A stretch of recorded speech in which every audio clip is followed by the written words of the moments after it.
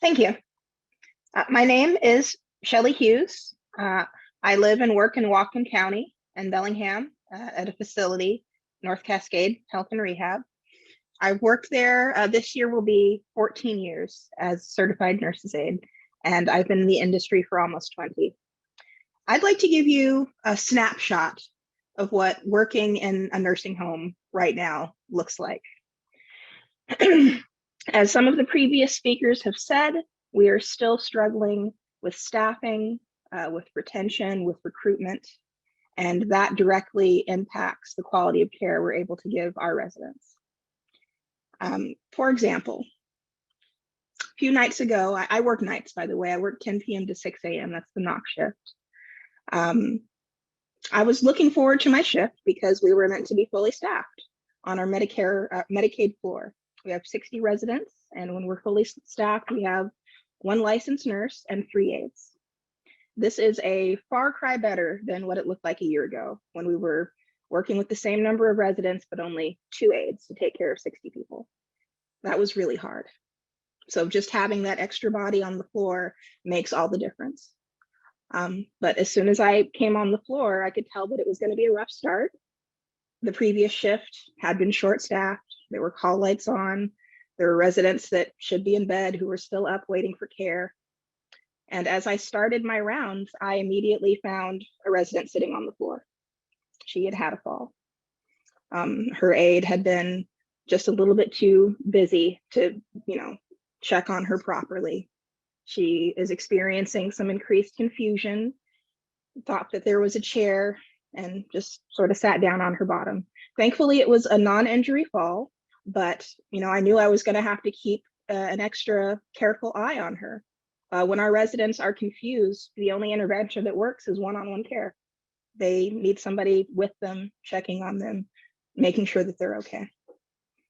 About an hour into the shift, I was pulled from the floor and sent upstairs to our Medicare floor.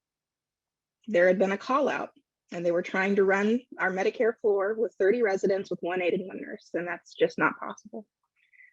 There are several residents up there that need one-on-one care, just like the lady that fell. And there's no way that you can do that with just 2 people. So I gave a quick report, ran upstairs, and the rest of the night was sort of spent running in between our few residents who are experiencing increased confusion, making sure that they're okay, that their behaviors don't ramp up, and that they stay safe and are able to get some sleep. This isn't fair. If we had increased funding in the system, we would be able to staff our facility so that a single call-off wouldn't throw everything into chaos. Call-offs happen. With increased funding, we'd be able to offer incentives to get people to stay, to get people to pick up shifts. We wouldn't be staffing at the bare minimum. If there was money in the system, my employer would be able to entice more people back to the job, the people that have left throughout the pandemic. Now, the money that we raised last year has made a difference. The aide that was upstairs trying to handle the Medicare floor on her own was an aide that had left that came back recently after the increased funding. But when I showed up, she said, "Thank God I was about to quit," which would have been a shame. She's a really good aide and I enjoy working with her. But that sort of pressure and that sort of environment is not conducive to keeping staff and to giving quality care. We finally got some new hires thanks to our increased wages, but it's just not quite enough. And relying on agency staff is not sustainable, as you heard.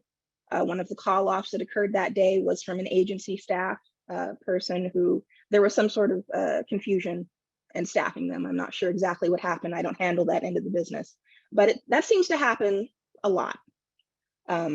It's not the same as having a regular employee. The level and quality of care just aren't the same.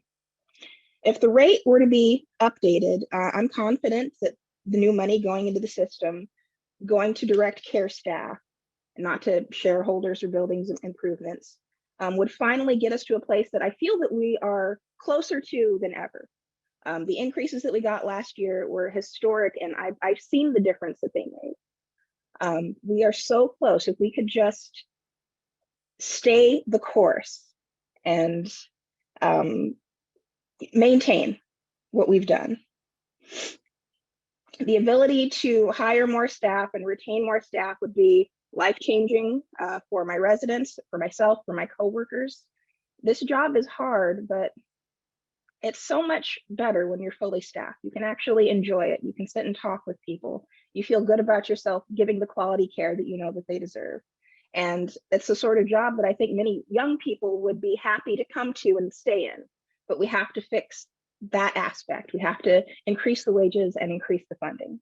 If we updated the rate so that wages will increase with inflation, we could continue to recruit people into the industry.